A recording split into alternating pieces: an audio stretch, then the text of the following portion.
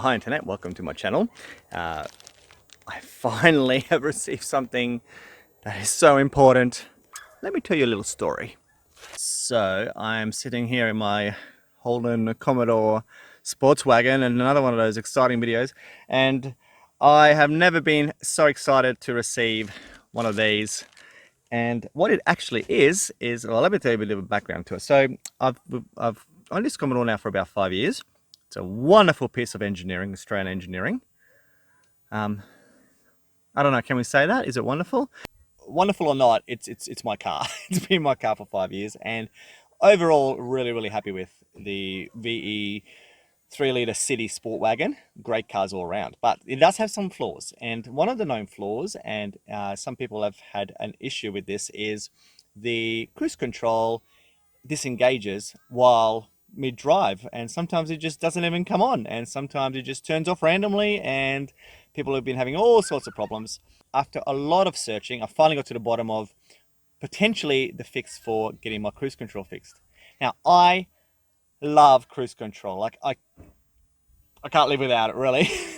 We've got two of these cars. So my wife's car, exactly the same car, no problems with cruise control whatsoever. It's great. So there's, it's one of those things that happens to some cars and not others, okay? But quite a few people have had issues.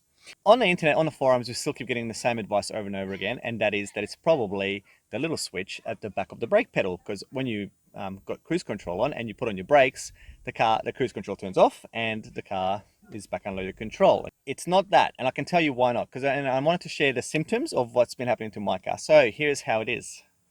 So for my car, the cruise control either doesn't turn on at all when I'm driving. So I start the car up, I drive, and it just doesn't turn on at all. That's sometimes happens. Only sometimes that happens. Sometimes it turns on, and then basically within about 20 seconds it turns off. And what I mean by turns off, it says that the cruise is off, it gets rid of that screen, and it goes back to not working, and I cannot turn it back on again until the car has restarted. So once it stops working, it doesn't come back on at all. That's the second scenario. And the third scenario is I'm driving along, I go to engage the cruise control, it works, and it stays on for about, in my car, for a couple of minutes. And then again, without anything, I don't use anything, I'm just driving along in the lane, no braking, no lane changes, nothing at all, it just turns off. Okay, and just completely disengages and turns off. So this has happened on and off now for close to 2-3 years, and it's really annoying me. And I went to Holden to ask for a solution, and they said, oh, it's probably this, probably that, and it didn't sound very convincing. They were going to start, charging me at least $150 just for maybe a fix. So I didn't want to do that. Anyway, I went on the forums, I did a lot of searching, and I've come up with the answer, hopefully. So I'm going to show you what it is, and the answer is right in here, and it is replacement indicator cruise control stalk. Here it is here. Let's see what it looks like. So here it is. This is the stalk. It's the indicator, and this is the back of it here. So it just has this module, and inside here, I think it just breaks over time or something. Not quite sure, but anyway, hopefully this replacement is going to fix this problem. Now, apparently, you just clip it. Are you getting it? There you go. That's it. Just pops off like that. It's pretty easy. Okay, so there's the stalk here, and then it looks in here. There's a couple of little clips. Like there's a clip there. Looks like that unit just clips out, hopefully. So I got it out after a little bit of persuasion. So what it has is there's this sort of pushing in clip here, and there's one on both sides. So you've got to kind of do both. I was able to get it off without removing this, but a little bit of a tight squeeze. So you may wish to unscrew this bottom part if you want to make sure that you have plenty of space to work with, or you can just be like me and try to squeeze it in there. So installation was pretty simple, just the reverse, clipping off that, clipping it in, attaching it, and then putting on that cover.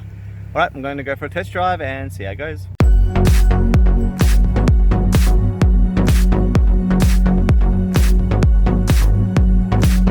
I've just driven about 10 kilometers with the cruise on the whole time. It's definitely working. I haven't had it on for that long. for a long time. So that's definitely the fix. So there you go, everyone. I'll put the link below. It's about $36 I think I paid, straight from eBay, secondhand unit.